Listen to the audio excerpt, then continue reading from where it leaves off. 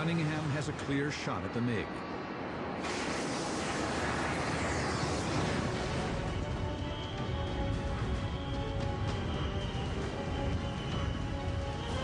It is Cunningham and Driscoll's fourth kill.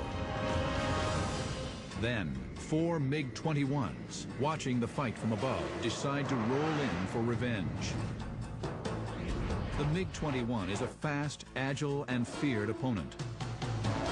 It'd be stupid to take on a MiG-21 in his best operating envelope, which is higher.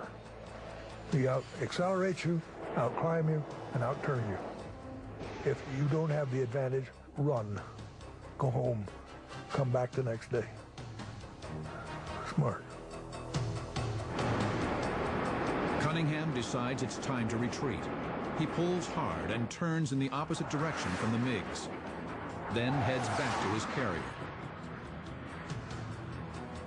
Nearing the coast at 10,000 feet, they spot a MiG-17 heading toward them. I said, Willie, we got a MiG, 12 o'clock. Try and lock him up. He couldn't get a lock. And I said, I'm going to scare the blank out of this MiG. And so I passed right down with full intention, just scaring the heck out of him.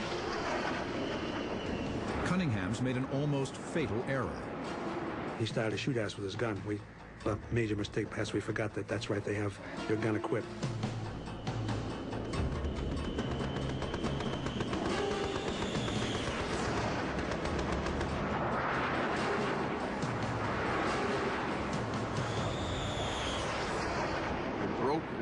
Vertical and rolled to try and see him because Hanoi was that way. Any MiG that we ever engaged that hadn't had a real advantage, they'd run.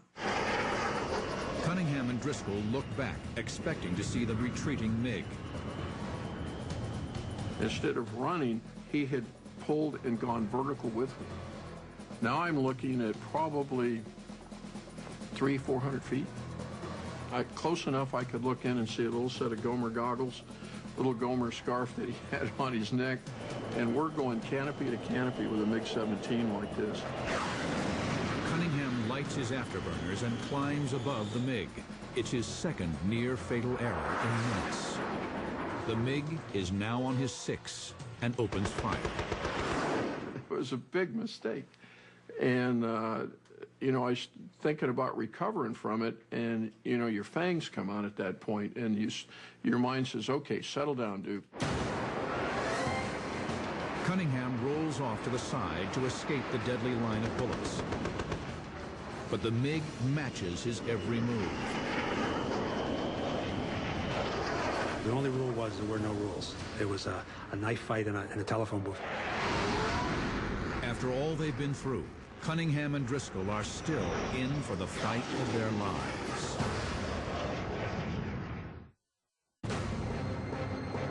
May 10th, 1972. Randy Duke Cunningham and Willie Irish Driscoll have shot down 2 MiGs in a raid over North Vietnam. Now they're in the enemy's sights. They use all their training and skill, but the MiG-17 on their tail matches them move for move. Cunningham and Driscoll are determined to take the MiG down. But the Red pilot has more than luck. Most North Vietnamese pilots rarely fight in the vertical. They either fight in the horizontal or run. This pilot is different. He has skill, expertise, and a killer's instinct. I look, and I'm looking right at his eyeballs. And I mean, it's like looking at a cobra ready to strike you. And that chill going through your spine, it's every emotion you've ever felt. Fear, hate, anger, love. All of those emotions, magnify them 1,000%. And what helps you is that if you panic, then you're vulnerable. And that's where your training kicks back in. Cunningham and Driscoll set a trap. They nose down to gain speed. The MiG, taking the bait, does the same.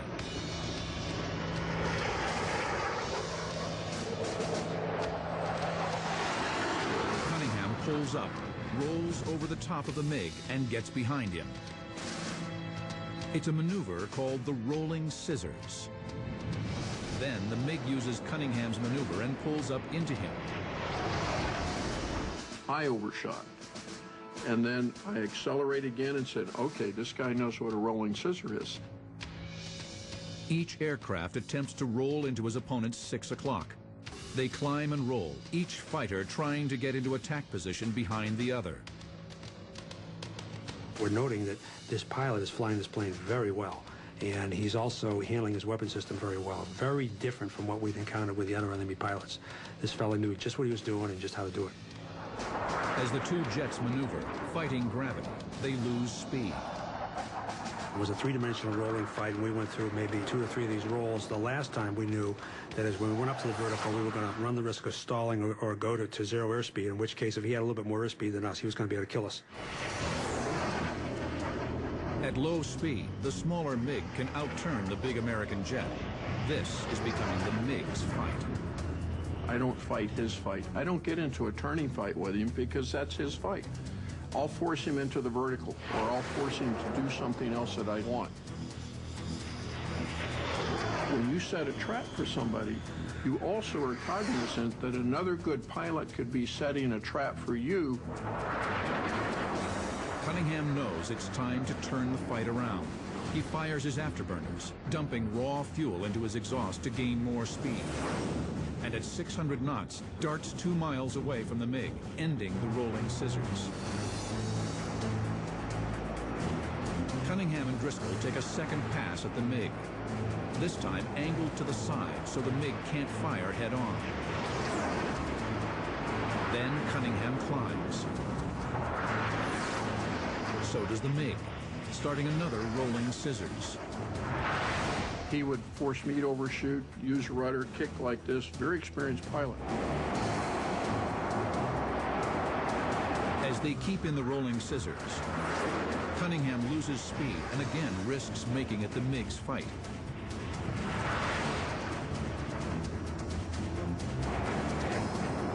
Cunningham is furious. The MiG has gained the advantage twice. For the second time, Cunningham hits his afterburners, puts 2 miles between his Phantom and the MiG, then roars back to attack. Cunningham puts his nose up 60 degrees and begins to climb. Again, the MiG follows him. Cunningham tries a trick he learned at Top Gun. He hits his air brake and idles his throttle, slowing down the Phantom. Cunningham knows the MiG is expecting him to overtake and pass, putting the MiG on the Phantom 6. For Cunningham, slowing down is a dangerous move. He could easily stall and lose control of his plane, giving the MiG a huge advantage. One of the things we always teach at Top Gun is we want our pilots to fly that airplane 1 inch from out of control at all times in a purposeful way. And that's what Duke is doing with this airplane right now. It works. The MiG shoots out in front and above him. It's like if you put on your brakes, a car is going to go by you on the highway. That's what I was trying to do to get him. Finally, Cunningham and Driscoll have the advantage. If Cunningham had a gun, he could blow the MiG out of the sky. But all he has is missiles, and he's too close to use them. But I made another mistake. I expected that relative motion to keep going like this, but he ran out of speed, and I ended up about 700 to 800 feet away from him. And I can't shoot him because the missile won't arm at that point unless it just hits